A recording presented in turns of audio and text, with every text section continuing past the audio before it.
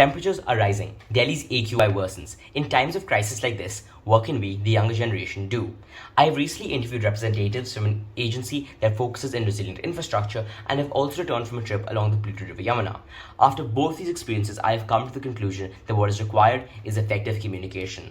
Our generation needs to be able to understand the importance of good policy, resilient infrastructure, and needs to be able to apply the philosophy that everyone lives downstream. We also need to ensure an equal access to information so that nobody's left behind. The first thing people have to do is understand the difference between mitigation and adaptation and the advantages of both strategies. Mitigation is reducing our impact and actively preventing a worse climate situation, while adaptation is changing how we do things and how we build things so that our infrastructure can survive.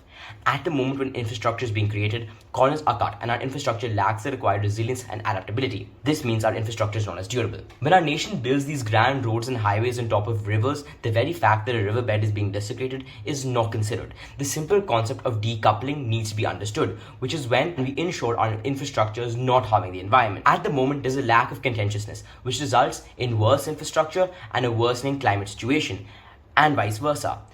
The bare minimum is simply being curious, asking questions, having courageous conversations, and overall being curious about the world around you. Being curious of governments, policy, as when you care about the world, it's much easier to help it heal. Since this is Literally Arhaan, I'd like to also mention a book, Backstage Climate. I've been recommended this book and it deals with some of the things I've talked about today. Thank you.